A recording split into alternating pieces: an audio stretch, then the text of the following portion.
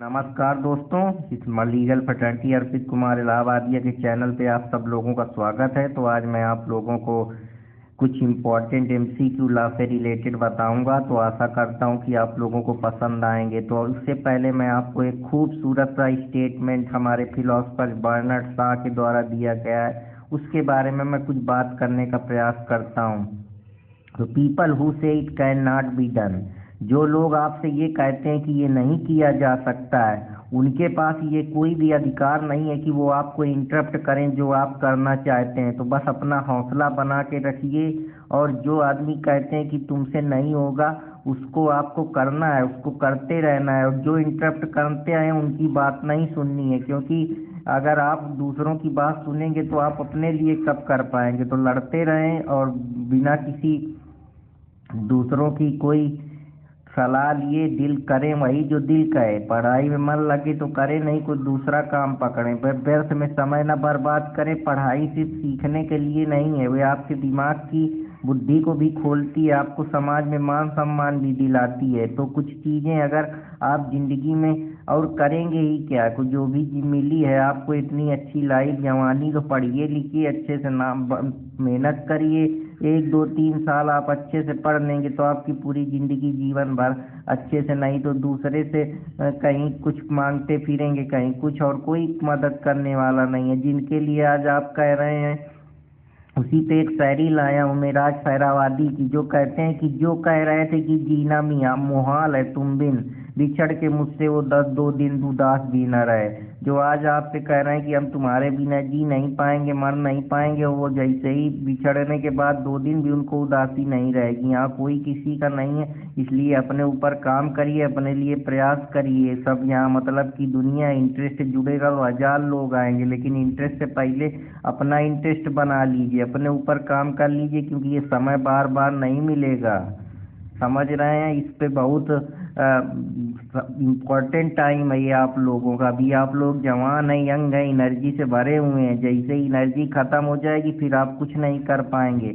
अपने अंदर एक विवेक पैदा करिए, अपनी लाइफ को ट्रांसफॉर्म करिए, बारबेरियन से सिविलाइज पर्सन बनिए, वर्च्यू सद्गुण पैदा करिए, वैल्यू पैदा करिए, इथिक्स मोरालिटी पे बेस्ड रहिए, मानवता से भरिए, करुणा दया कंपैशन लाइए, प्रॉपर नॉलेज का यूज करिए। और जहाँ भी लड़ना पड़ जाए कि वसूलों पे आँच आए तो टकराना भी जरूरी है, और जिंदा है तो जिंदा नजर आना भी जरूरी है। तो जहाँ पे जिंदा दिली दिखाना है, सच्चाई दिखाना है, वहाँ डट के सामना भी करना है। तो ये सोक्रेटी के कुछ भी हुए हैं। तो आशा करता हूँ कि आप लोगों को पसंद आएंगे, और पसंद आए तो अर्पित कुमार इलाहाबादिया के चैनल को सब्सक्राइब करते रहे। प्रेमचंद ने कितना अच्छा कहा है कि दूसरों के बल पर वाहवाही लेना आसान है, कि मेरे चाचा विधायक हैं, मेरे मंत्री विधायक हैं, कोई काम नहीं आने वाला है। तो अपने बल पे काम करिए, अपने ऊपर प्रयास करिए, अपने ऊपर इन्वेस्ट करिए।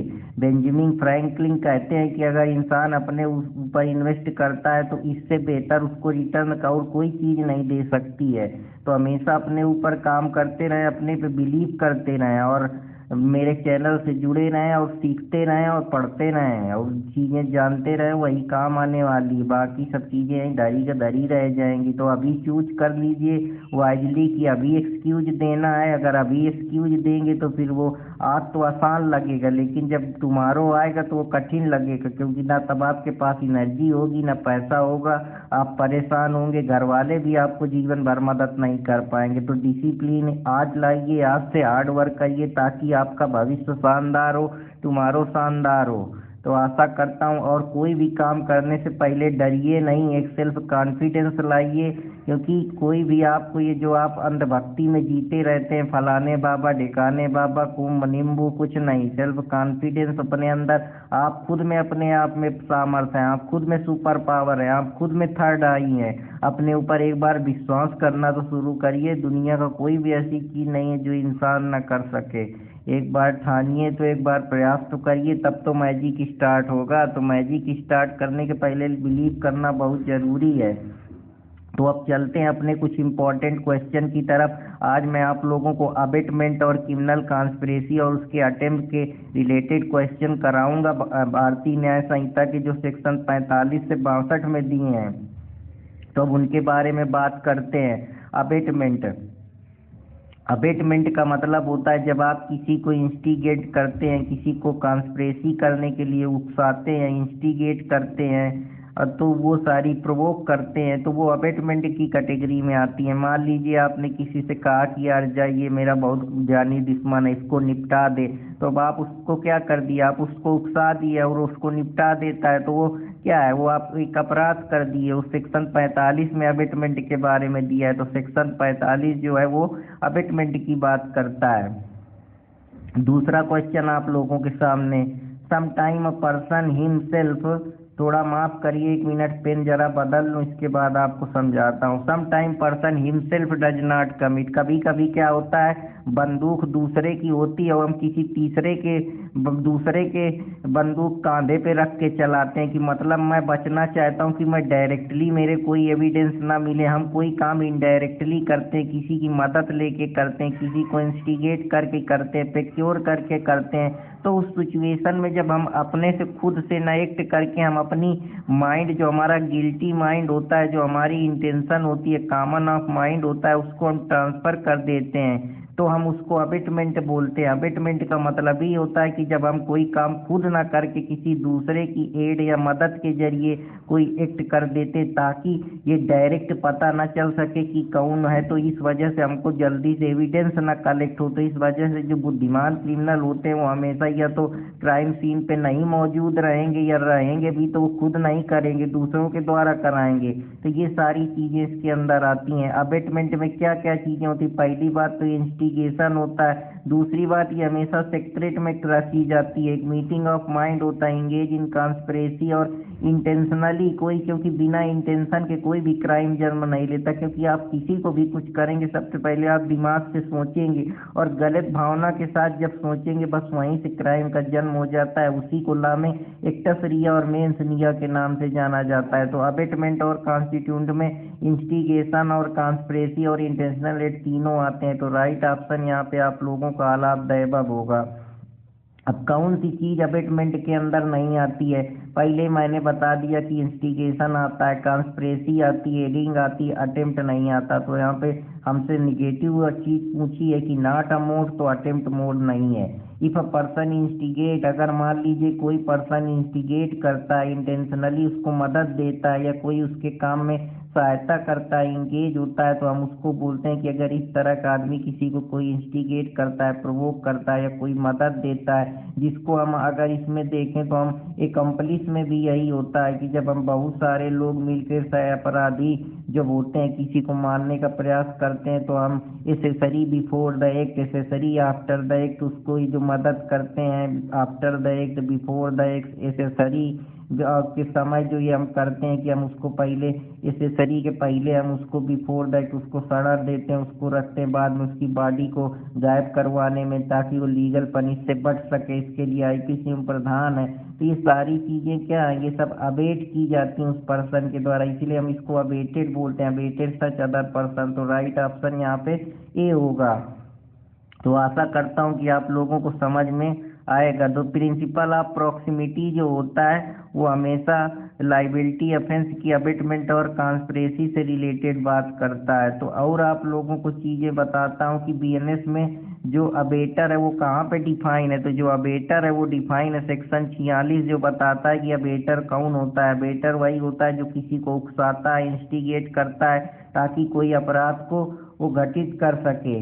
तो आशा करता हूँ कि आप लोगों को ये पसंद आया होगा, और पसंद आया तो कृपया चैनल को लाइक सब्सक्राइब करना ना भूलें। Which of the following is not necessary to constitute abet of conspiracy, इसमें कौन सा जरूरी नहीं है कि अगर कोई भी आदमी अबेटमेंट करता है कॉन्स्पिरेसी के द्वारा, तो उसमें सबसे बड़ी बात है कि जो अबेटर है वो कंसर्ट ऑफेंस के लिए with the person who commit, ये जरूरी नहीं है। ये सारे जरूरी है कि कॉन्स्पिरेसी 2 या 2 से ज़्यादा लोग के होने चाहिए, एक एक्ट और इलीगल ओमिशन होना चाहिए, बताना चाहिए, या आप जो कॉन्स्पिरेसी कर रहे हैं या एक्ट कर रहे हैं लेकिन आप जानबूझकर उसको छुपा रहे हैं, जो इलीगल ओमिशन है, ये को जो भी एक्ट के लिए कंस्पायर किया गया, लेकिन कंसर्ट ऑफ द ऑफेंस ये कहीं नहीं। अगर वो ऑफेंस को बता ही देगा तो फिर वो कॉन्स्पिरेसी कहाँ से रह जाएगी। इसलिए राइट ऑप्शन यहाँ पे हमसे निगेटिव वर्डेड पूछा है तो डी होगा।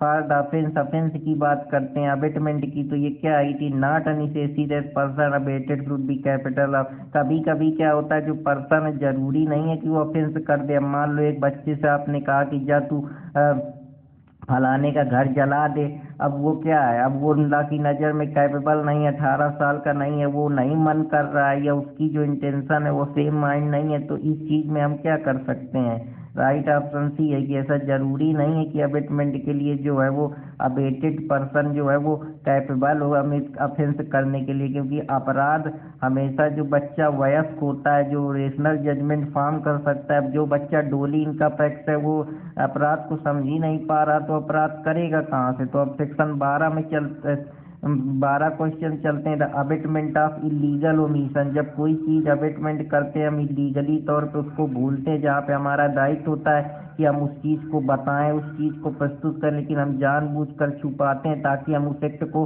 कमिट कर सकें। तो abettor may not himself to bound to act, कभी कभी जो अबेटर होता है वो एक्ट के लिए बाउंड नहीं होता है, क्योंकि एक्ट के लिए इसलिए बाउंड नहीं होता क्योंकि या तो वो जो एक्ट कर रहा है उसके लिए अभी वो पूर्ण रूप से लॉ की नज़र में कैपेबल नहीं है, और या तो कोई उसको एक्सेप्शन मिला हुआ है। यही कुछ एग्जाम्पल हो सकते हैं जो हमको एक्सेप्शन हमारे जनरल एक्सेप्शन दिए गए हैं। तो जो ये बात दी गई है कि जो अबेटर है वो खुद बाउंड नहीं हो सकता उस एक्ट के लिए, ये एक्सप्लेनेशन 1 और सेक्शन 46 में दी गई है। तो आशा करता हूँ कि आप लोगों को ये भी पसंद आया होगा। अगला क्वेश्चन चलते हैं, to constitute the offence of abetment, अगर अबेटमेंट के लिए कोई कंस्टिट्यूट करते हैं कि यार इसको हम इस ऑफेंस को अबेटमेंट मानेंगे, तो ये जरूरी नहीं है कि जो तुमने एक्ट अबेटेड किया है वो कमिटी हो जाए। मान लीजिए आपने बी से कहा कि जाओ वो घर जला दो, अब बी क्या करता है, बी घर नहीं जलाता है, जो आपका ऑफेंस आप कर रहे हैं, जो कास्ट कराना चाहते हैं, तो ये किस सेक्शन में दिया है, ये एक्सप्लेनेशन 2 में दिया है कि आप जो काम अबेटेड एक्ट करवाना चाहते हैं वो एक्ट वो चीज़ को नहीं कॉन्स्टिट्यूट कर रहा है, वो नहीं उस काम पे अपनी सहमति दे रहा। तो ये एक्सप्लेनेशन 2 सेक्शन 46 में है, तो कृपया इसको जाकर देखें 45 सेक्शन के जो सेक्शन भारतीय न्याय संहिता में, जिससे आपको और समझ में आएगा। और जो लोग मेरा ये देख रहे हैं, इससे पहले मेरे अबेटमेंट का जाके लीगल फैटर्निटी में पूरा डिटेल में मैंने एक एक डिटेल में पढ़ाया विथ एक्सप्लेनेशन, तो उसको देखें जिससे आप लोगों को ये चीज़ें और बेहतर समझ में आए। ए इंस्टिगेट बी, ए क्या करता है, उकसाता है बी को जाओ मर्डर कर दो सी का। तो अब ए यहाँ क्या हो गया, ए यहाँ पे अबेटर हो गया जो इंस्टिगेट कर रहा है बी को कि जाओ सी का मर्डर कर दो। अब बी क्या कर रहा है, बी मना कर दे रहा है। तो अब अगर इंस्टिगेट कर रहा है तो ए के तो इंटेंशन है ना कि मुझको सी को निपटाना है, तो ए कितने तक के लिए होगा, अबेटमेंट तक के लिए ही कहा है ना बी से, तो वो अबेटमेंट टू कमिट मर्डर के लिए लाइबल हो जाएगा। उसकी लाइबिलिटी उसी एक्सटेंट तक, उसी हद तक होगी जिस तक उसने इंस्टिगेट करा, ये नहीं कि उसने करा 80 प्रोबेबल कॉन्सिक्वेंस उसका कितना है और तुम उसको सजा ज़्यादा दे रहे हो। तो लॉ ऐसा नहीं करता है, लॉ रीजनेबल माइंड का यूज करता है, फैक्ट एंड सर्कमस्टेंसेस को देखने के बाद कितना किसका बन रहा है, ग्रेविटी ऑफ ऑफेंस क्या है, सारी चीज़ें देखता है, इसके बाद ही डिसाइड करता है क्वांटम ऑफ पनिशमेंट कितना दिया जाएगा। तो आशा करता हूँ कि आप लोगों को पसंद आया होगा। अब अगले क्वेश्चन की तरफ चलते हैं। एक्स क्या है, वो इंस्टिगेट करता है वाई से कि जाओ तुम एक मर्डर कर दो जाके जेड का। वाई क्या करता है, कॉन्सिक्वेंसेज में जेड को स्टैप कर देता है, लेकिन जेड को होता है वो बच जाता है। तो एक्स की गिल्टी क्या होती है, क्योंकि एक्स ने वाई का मर्डर करने के लिए अबेट करा था, तो यहाँ पे जो लाइबिलिटी वो बनेगी वो अबेटमेंट टू मर्डर बनेगी, क्योंकि उसने तो मर्डर के लिए करा था। तो अब जब मर्डर के लिए करा था तो जो प्रिंसिपल ऑफेंडर है, प्रिंसिपल ऑफेंडर का मतलब होता है जिसके द्वारा अपराध कराया जा रहा है, जो मुख्य जो हमारा अभियुक्त होता है, आरोपी होता है, और ये सहायक आरोपी जिसको हम एसेसरी बोलते हैं, जो उसकी सहायक व्यक्ति में काम कर रहा है वो वाई है। तो एक्स एंड वाई के बीच की कहानी है। जो जेड के लिए थर्ड पर्सन है, इसको निपटाने की बात हो रही है, विक्टिम है। तो आशा करता हूँ कि आप इस तरीके से भी समझिए कि एक्यूज का पर्सपेक्टिव, विक्टिम का पर्सपेक्टिव, स्टेट का पर्सपेक्टिव, कोर्ट का पर्सपेक्टिव। कभी मेरे आप लेक्चर देखिए तो वहाँ मैं इन सारी चीज़ों को डिटेल में डील कर रहा हूँ। तो आशा करता हूँ कि आप लोगों को चीज़ें समझ में आई होंगी। अब अगले क्वेश्चन की तरफ चलते हैं। It is not a necessary that person abetted, ऐसा जरूरी नहीं है कि जो पर्सन अबेट हुआ है वो कैपेबल ही है कमिट करने के लिए ऑफेंस। हम कभी कभी क्या होता है, जो he should have the same guilty intention, कभी कभी जो उनकी गिल्टी इंटेंशन सेम होती है, नॉलेज होता है अबेटर को कि वो जो कराना चाह रहा है उसको इंटेंशन और नॉलेज है। तो ये किस सेक्शन में दिया है, ये एक्सप्लेनेशन 3 और सेक्शन 46 में दिया है। तो इसको जाके पढ़ें, और नहीं मेरे चैनल पे जाके आप मेरा जो अबेटमेंट का लेक्चर है उसको देखें, उससे आपको समझ में आएगा। अब अगले क्वेश्चन की तरफ चलते हैं। अगला क्वेश्चन है ए विथ गिल्टी इंटेंशन। ए क्या है, गिल्टी इंटेंशन के साथ एक चाइल्ड को अबेट करता है जो अनसाउंड माइंड का है कि जाओ तुम कमिट करो कोई भी अपराध। इफ कमिटेड बाई पर्सन, अगर वही अपराध किसी पर्सन के द्वारा कमिट किया जाता है जो कैपेबल होता है लॉ के द्वारा उस अपराध के लिए, और उसकी इंटेंशन सेम के जैसी होती, तो लाइबिलिटी ए की क्या होती, उतनी ही लाइबिलिटी होती है guilty of the offence whether, चाहे वो एक्ट कमिट होता चाहे ना कमिट होता। क्योंकि ए ने अबेट करा, ए जो क्या है, ए यहाँ पे माइनर, अब बी नहीं है ना वो अपराध करने, क्योंकि वो चाइल्ड है तो बी की बात बी बच जाएगा, लेकिन तुमने तो उसके लिए उसको उकसाया है, प्रोवोक करा है, तुम्हारी तो इंटेंशन है, तो इस वजह से यहाँ पे ए ऑप्शन होगा। Abetment of offence being an abetment, जब अबेटमेंट अफेंस का अबेटमेंट हो जाए, अफेंस खुद में अपराध है उसके साथ भी आप अगर अबेटमेंट कर रहे हैं, तो अबेटमेंट का अगर अबेटमेंट कर दे रहे हैं, मैंने ए से कहा कि तुम बी को निपटाओ, फिर बी भी कह रहा है कि जाओ सी को निपटाओ, तो जो अबेटमेंट है वो अबेटमेंट का अबेटमेंट हमेशा अपराध होता है। इसके बारे में सेक्शन 46 के एक्सप्लेनेशन 4 में दिया है, तो कृपया मेरे चैनल पे जाके मेरा फुल लेक्चर देखें, जिससे आप ये चीज़ों को समझ पाएँ। Abetment of an offence being an offence में जो अफेंस के साथ अबेटमेंट भी हो जाता है, but abetment of such an abetment, जो अबेटमेंट हुआ है उसका अबेटमेंट भी अपराध है। ये एक्सप्लेनेशन 4 सेक्शन 46 में दिया है। तो आशा करता हूँ कि आप लोगों को ये भी पसंद आया होगा।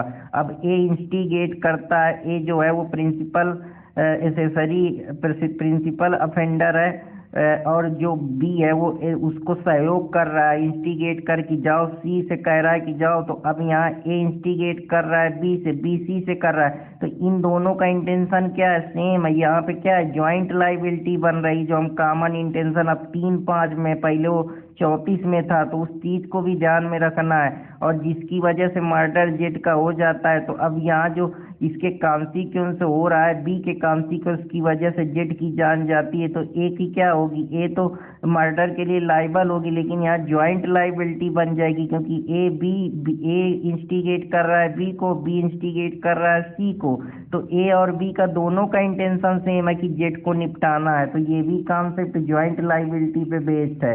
तो कृपया मेरे चैनल पे जाकर देखें, जिससे आपको ये चीज़ें समझ में आए। ए इंस्टिगेट बी, ए क्या करता है, इंस्टिगेट करता है बी को कि वो मर्डर करे सी का। तो अब ए इंस्टिगेट कर रहा है बी से कि मर्डर कर दो जाके सी का। अब क्या कर रहा है, बी जो है वो रिफ्यूज कर देता। अगर बी रिफ्यूज कर दे रहा है तो कोई बात नहीं, बी को रिफ्यूज कर दो, वो रिफ्यूज कर दिया तो उसकी लाइबिलिटी खत्म हो गई, क्योंकि उसकी इंटेंशन नहीं है। लेकिन आपकी तो इंटेंशन है अटेम्प्ट कराने की मर्डर, तो आप इंस्टिगेट के लिए तो लाइबल होंगे। तो as guilty of abetting be to commit murder as to obtain abatement is not necessary that act abated should be committed। Abetment का ये मतलब नहीं है कि जो हमने एक्ट अबेट कर दिया वो कमिटी हो जाए, हो भी सकता है नहीं भी हो सकता, लेकिन जिस एक्ट के लिए तुमने अबेट करा है उसके लिए तो तुम्हारी लाइबिलिटी बनेगी। तो आशा करता हूँ कि आप लोगों को ये समझ में आया होगा। ए अबेटेड बी, ए ने क्या करा, अबेट करा बी को कि जाओ तुम मर्डर कर दो सी का। बी फिर से मना कर दे रहा है, तो अगर ए कह रहा है कि तुम मर्डर कर, तो एक एक्ट को करने के लिए कह तो रहा है, तो मतलब क्या, वो अटेम्प्ट की कोशिश कर रहा है, अबेटमेंट तो कर ही रहा है, तो ए की लाइबिलिटी तो बनेगी ना अबेटमेंट के लिए। बी नहीं करा तो बी तो उससे एक्सक्लूड हो जाएगा, एग्जेम्प्ट हो जाएगा। तो ये सारी चीजें इसके अंदर है। ए लेट आउट हिज प्रॉमिस, अब ए क्या करता है, अपने घर को एक प्रॉमिस जो है उसका मकान है वो दे देता है बी को। एक पुलिस ऑफिसर होता है जिसको नॉलेज है कि बी विल डेयर टार्चर सी, जहाँ उस बी को ये मालूम है कि वहाँ सी का बी टार्चर करेगा, और बी जो जानबूझ के है वो सी का टार्चर करता है प्रॉमिस में। तो ये क्या है, ये गिल्टी है अबेटमेंट का, क्योंकि यही ने जानबूझ के उसको प्रॉमिस दी है अबेट करे, इंस्टिगेशन करे, ताकि इंटेंशनली एड करे, मदद कराए उस पुलिस ऑफिसर की कि पुलिस ऑफिसर उस सी को जानबूझ के टार्चर करे। और पुलिस ऑफिसर कौन है यहाँ पे? बी है। तो इस वजह से गिल्टी ऑफ अबेटमेंट के अंदर मामला आएगा। तो आशा करता हूँ कि आप लोगों को ये भी समझ में आया होगा।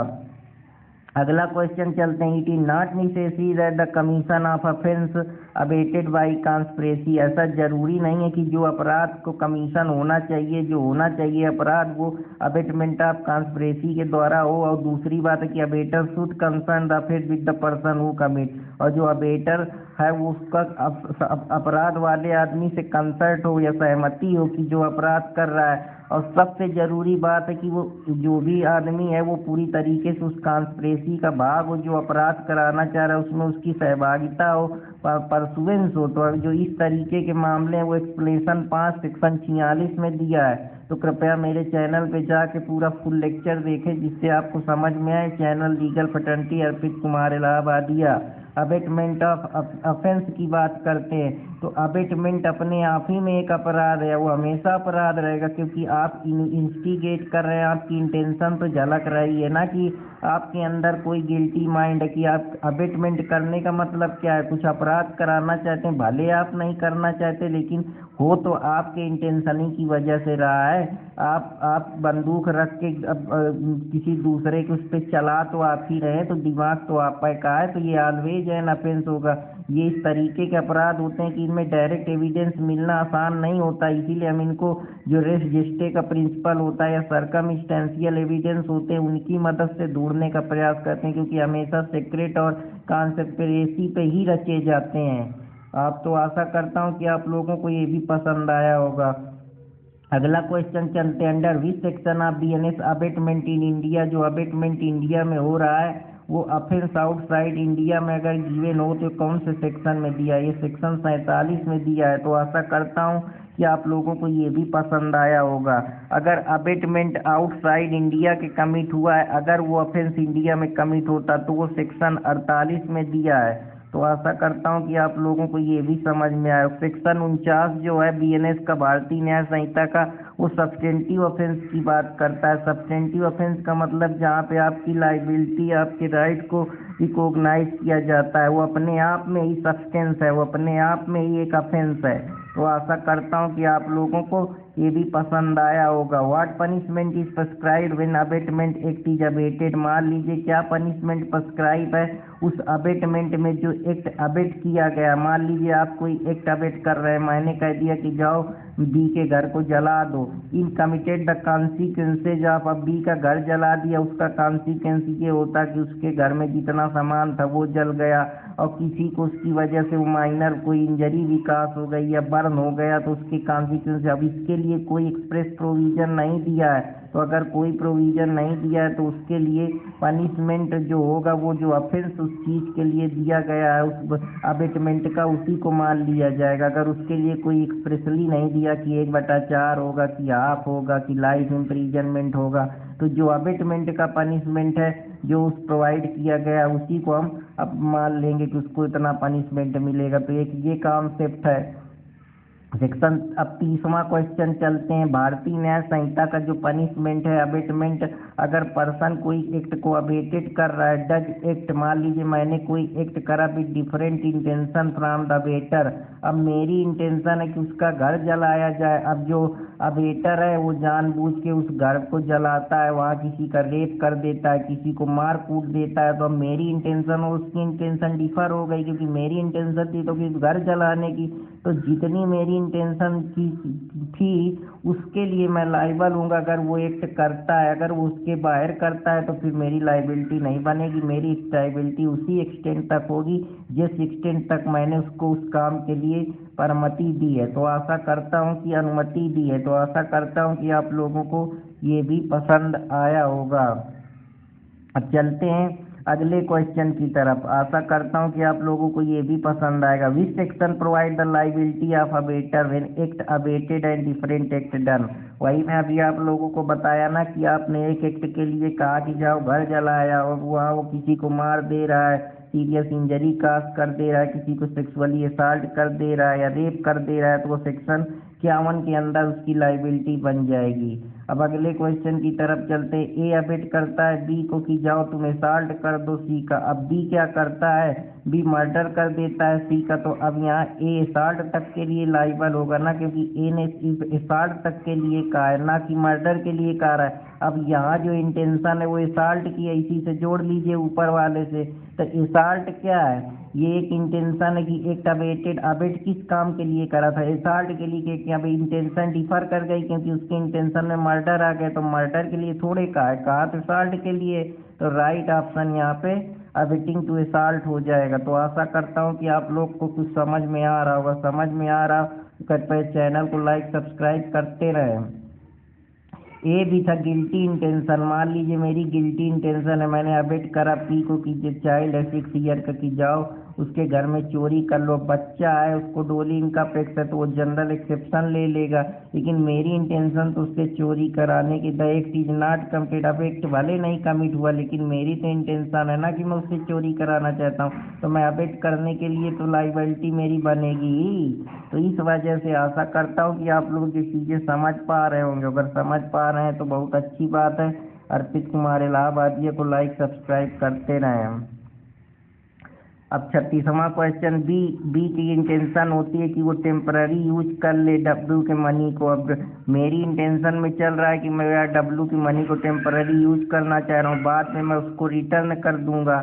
अब मैं टेम्पररी यूज कर रहा हूँ, बिना उसके कंसेंट के यूज कर रहा हूँ, और उसकी प्रॉपर्टी को यूज कर रहा हूँ जो कि मूवेबल है, क्योंकि मनी को मूव कर सकते हैं। तो इस केस में क्या हो रहा है, मैं इंस्ट्रक्ट कर रहा हूँ एक 6 साल का बच्चा। 6 साल का बच्चा की डब्ल्यू की पर्स ले आए, तो ला तो उसको पहले ही डोली इनका पैक्स मान के बैठा है, क्योंकि वो उसके लिए उसकी लाइबिलिटी नहीं बने, क्योंकि वो अभी रेशनल जजमेंट नहीं फॉर्म करता है, एक रेशनल अंडरस्टैंडिंग नहीं बना सकता ऑर्डिनरी कोर्स ऑफ सर्कमस्टेंसेस। लेकिन जो बी है उसकी तो इंटेंशन है कि वो टेम्पररी पर्पज, तो ये अबेट कर रहा है कि जाओ चोरी करो, तो बी उसके लिए लाइबल होगा। B guilty of abetting thief to C. C की गिल्टी नहीं बनेगी, क्योंकि वो जनरल एक्सेप्शन में आ जाएगा। आशा करता हूँ आप लोग समझ पा रहे होंगे। ए इंस्टिगेट करता है बी की जाओ तुम जेड का घर जला दो, लेकिन बी सेट फायर होम। अब देखो घर जलाने तक की बात हुई थी, इसका एग्रीमेंट ए का बी के साथ हुआ था, तो ये ए की जो इंस्टिगेशन और बी हाउस तक ही रहेगी। अगर अब बी सेट कर रहा है होम के अलावा वहाँ शिफ्ट कर दे रहा है, तो अब ये इनकी इंटेंशन डिफर हो गई, तो अब ये अपने इसके लिए खुद लाइबिलिटी भरे। मेरा तो स्टेंट यहीं तक है, तो अब waiting burning Z house only right option. तो आशा करता हूँ दोस्त लोग समझ पा रहे होंगे मैं आप लोगों को क्या समझाने का प्रयास कर रहा हूँ। We section of BNS provide for the punishment for abetting commission of offence. अगर 10 लोग मोर देन 10 पर्सन है, तो इसके लिए अगर मान लीजिए कोई अबेट कर रहे हैं, कमीशन ऑफ अपराध को जन्म दे रहे हैं, तो उसके लिए अगर कोई अपराध पब्लिक के द्वारा उसमें 10 लोगों की मोर देन 10 पीपल है, तो उसके लिए हमारे सेक्शन 57 में वो अपराध की श्रेणी में डाला गया है। अगर बीएनएस के कौन सी धारा है जिसमें अगर आप कोई एक्ट करना चाहते हैं और उसको जानबूझ के छुपाते हैं, जो डिजाइन करते हैं जिससे वो अपराध घटित हो जाए, तो उसके लिए जो पनिशमेंट है वो डेथ और इम्प्रीजनमेंट है। मतलब आप किसी चीज़ को कंसील कर रहे हैं, इसकी वजह से डेथ कास हो जाए या लाइफ इम्प्रीजनमेंट का उसका कमिट अफेंस पनिशेबल, जो अफेंस है वो डेथ और इम्प्रीजनमेंट के लिए पनिशेबल है, उसके लिए कौन से सेक्शन में बात दी गई है जो कंसीलिंग ऑफ डिजाइन की बात करता है, तो सेक्शन 58 है जो इसकी बात करता है। तो आशा करता हूँ कि आप लोगों को ये भी समझ में आया होगा। विच section of BNS provide the punishment for public servant concealing the design.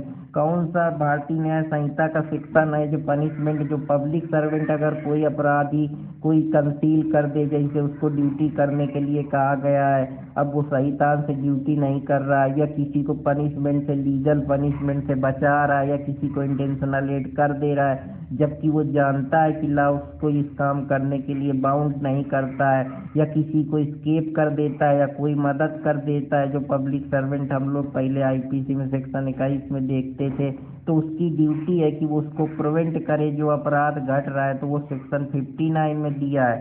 तो आशा करता हूँ कि आप लोगों को समझ में आया होगा, और समझ में आया तो कृपया चैनल को लाइक सब्सक्राइब करते रहें। आप लोग लाइक सब्सक्राइब करेंगे तो मेरा थोड़ा हौसला बढ़ता है। आप लोग देख लेते हैं वीडियो लेकिन लाइक सब्सक्राइब नहीं करते, तो यार लाइक सब्सक्राइब करने में इतनी कंजूसी न करें यार। मतलब कम से कम आप लोगों को इतना मेहनत से पढ़ाता हूँ, कुछ सिखाता हूँ, कुछ सीखता हूँ, तो इसका इतना तो सम्मान करें जिससे मैं ज़्यादा लोगों तक रीच बना पाऊँ। तो ऐसे तो मैं 2 4 10 20 लोग देखेंगे तो कैसे मैं बताऊँ, फिर इस तरीके में वीडियो कैसे मैं बना पाऊँगा। आप लोगों को इतना अच्छा कंटेंट देता हूँ, कुछ तो उसका ख्याल रखिए। तो अब चलता हूँ अगले क्वेश्चन की तरफ। डिफिनीशन ऑफ क्रिमिनल कॉन्स्पिरेसी के बारे में बात करते हैं। तो क्रिमिनल कॉन्स्पिरेसी आपको पता ही होता है, जब क्रिमिनल कॉन्स्पिरेसी हमेशा दो या दो से ज़्यादा लोगों में की जाती है जो इलीगल एक्ट के लिए होती है, ये हमेशा सिक्रेसी में की जाती है। चैप्टर 4 जो है वो क्रिमिनल कॉन्स्पिरेसी की बात करता है। क्रिमिनल कॉन्स्पिरेसी हमारे जो आईपीसी में 120A और 120B में दी थी। हालांकि अब जो भारतीय न्याय संहिता है उसमें क्रिमिनल कॉन्स्पिरेसी को 61 सब क्लास 1 में डाला गया है। तो आशा करता हूँ कि आप लोगों को पसंद आएगा। अंडर विच प्रोविजन ऑफ भारतीय न्याय संहिता पनिशमेंट ऑफ क्रिमिनल कॉन्स्पिरेसी। अगर आप कोई षड्यंत्र रचते हैं, अभी जैसे कुंभ में बात चल रही है कि षड्यंत्र के जरिए वहाँ पे भगदड़ कराई गई है कि वहाँ सारे जैमर बंद थे, फिर भी कुछ लोगों के फ़ोन बंद जा रहे हैं, तो मतलब वो सिक्रेसी में कुछ करा है। अब वो तो इन्वेस्टिगेशन के बाद है पता चलेगा। तो वही है कि पनिशमेंट जो क्रिमिनल कॉन्स्पिरेसी का अगर वो बुक होंगे लोग तो उनको पनिशमेंट सेक्शन 61 सब क्लास 2 के जरिए ही दिया जाएगा जो भारतीय न्याय संहिता की है। तो अगर क्रिमिनल कॉन्स्पिरेसी है तो मिनिमम पर्सन 2 होने चाहिए। क्रिमिनल कॉन्स्पिरेसी के लिए नेसेसरी कंडीशन ये है कि एग्रीमेंट होना चाहिए, 2 या 2 से लोग होने चाहिए, लीगल एक्ट होना चाहिए और बाई लीगल मीन्स के जरिए होना चाहिए। कि आप लीगली थोड़े कर रहे हैं, लीगली माध्यम अपना रहे हैं। जैसे अब किसी को जैमर लगे हैं, वहाँ इलीगल फ़ोन बंद है फिर भी आप चलाए जा रहे हैं, तो सबके यहाँ ये लीगल माध्यम है। इस वजह से यहाँ राइट ऑप्शन भी होगा। तो आशा करता हूँ कि आप लोगों को ये भी समझ में आया होगा। अगर समझ में आया तो कृपया चैनल को लाइक सब्सक्राइब करते रहें। An agreement is design to criminal conspiracy. जो एग्रीमेंट डिजाइन किया जाता है क्रिमिनल कॉन्स्पिरेसी को, उसमें 2 या 2 से ज़्यादा पर्सन जो इलीगल एक्ट के लिए जाने जाते हैं उसके बारे में बात करता है। लैमिंगटन रोड शूटिंग केस किस केस के नाम से जाना जाता है? ये केस जो है इसको हम Lamington road shooting conspiracy case के नाम से जानते हैं। इस केस को आज मैं आप लोगों को होमवर्क देता हूँ। इम्परर वर्सेज वैश्नमपत्यान का केस है जिसको हम लैमिंगटन रोड शूटिंग केस के नाम से जानते हैं। इसको देखें और इसके बारे में जानकारी एकत्रित करें। Which of following is not essential. कौन सा इसेंशियल इंग्रेडिएंट नहीं है जो क्रिमिनल कॉन्स्पिरेसी को जन्म नहीं देता है? तो जो some overtake in pursuance of agreement is always necessary to be done. ऐसा जरूरी नहीं है, ये सिर्फ कॉन्स्पिरेसी के मामले में कुछ एक्ट का होना जरूरी है।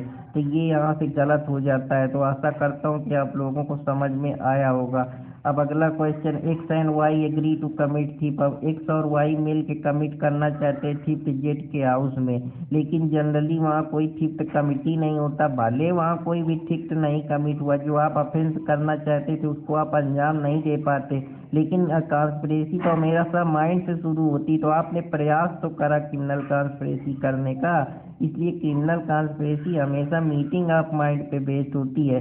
जरूरी थोड़े है कि जो आप करना चाह रहे हैं, कॉन्स्पिरेसी का मतलब होता है षड्यंत्र रचना, हो भी सकती है नहीं भी हो सकती है। तो राइट ऑप्शन यहाँ पे क्रिमिनल कॉन्स्पिरेसी होगा। तो इस वजह से चाहे भले आपने कुछ ना, लेकिन क्योंकि वो मीटिंग ऑफ माइंड आपकी सेम है, हमेशा आप इलीगल एक्ट करना चाहते हैं। दो लोग हैं यहाँ एक्स एंड वाई, तो हम एसेंशियल इंग्रेडिएंट का यूज करते हुए भी ऑप्शन तक पहुंच सकते हैं। ये कुछ तरीके हैं जो मैं आप लोगों को बता रहा हूँ। विच of the following statement is correct. Conspiracy में हम कोई भी डिस्टिंक्शन नहीं होता, चाहे प्रिंसिपल हो चाहे एसेसरी। अब क्यों नहीं होता? क्योंकि दोनों की मीटिंग ऑफ माइंड सेम है। प्रायर मीटिंग ऑफ माइंड की जो भी अपराध कर रहे हैं दोनों को उसके बारे में पता है और ये कॉन्स्पिरेसी में घट रही है। षड्यंत्र में कोई चीज़ अगर छुपाएंगे तो फिर षड्यंत्र कैसे बनेगा जब तक उसको पता नहीं चलेगी। तो यहाँ पे राइट ऑप्शन होगा कि कोई भी डिस्टिंक्शन नहीं होता है। तो आशा करता हूँ कि आप लोगों को ये भी पसंद आएगा। अब इसके लिए पनिशमेंट क्या है? What is the punishment prescribe under the Sanhita to commit criminal conspiracy. अगर कोई भी कॉन्स्पिरेसी जो ऑफेंस या तो डेथ के कारण है, या इम्प्रीजनमेंट फॉर लाइफ है, या रिलीजियस इम्प्रीजनमेंट है, या 2 साल से ऊपर का पनिशमेंट है, तो वो कम से कम उसके लिए आप 6 महीना से ज़्यादा इम्प्रीजनमेंट नहीं दे सकते हैं।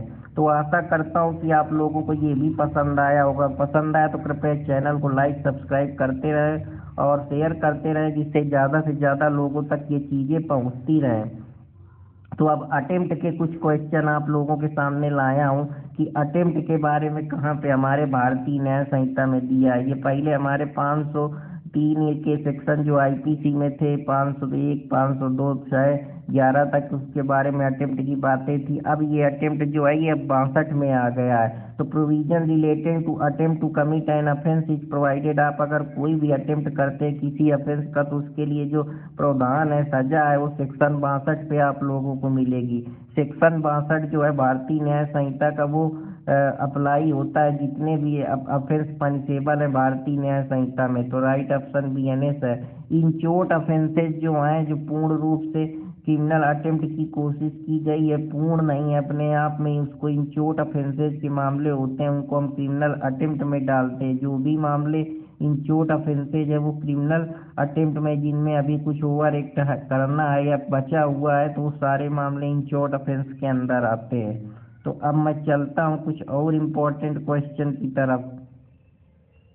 डक्ट्राइन ऑफ लोकस पोटेंटिया क्या होता है? डक्ट्राइन ऑफ लोकस पोटेंटिया का जो डक्ट्राइन है वो अटेम्प्ट पे बेस है कि जब कोई आप अपराध करना चाहते हैं तो उसमें कुछ करने का प्रयास करते हैं, अटेम्प्ट करने का प्रयास करते हैं। तो कानून में जब हम किसी चीज़ को कोई भी अपराध को जन्म देते हैं तो उसमें पहले हम एक अटेम्प्ट का प्रयास करते हैं कि हम प्रयास करें। जैसे मैं क्या है कि मैं 2 आदमी है, मैं किसी को मारना चाहता हूँ, मारने के लिए मैंने क्या करा, मैंने हलवा में मिला के रख दिया। अब स्वाभाविक सी बात है वो हलवा जिसको मैं दिया था अब वो नहीं खाया, तो अब जब वो नहीं खाया तो उसकी वजह से क्या हुआ, उसकी वजह से वो अटेम्प्ट पास हो गया। तो इस वजह से क्योंकि मैं मारना चाहता था लेकिन वो मरा नहीं, लेकिन मैंने फिर भी उसको मारने का प्रयास तो करा ना, तो ये अटेम्प्ट जो है वो लोकस पोटेंटिया में आता है। सेक्शन 62 जो भारतीय न्याय संहिता का है वो डज नॉट अप्लाई।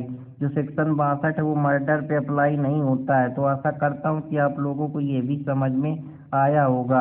अब चलता हूँ अगले क्वेश्चन की तरफ।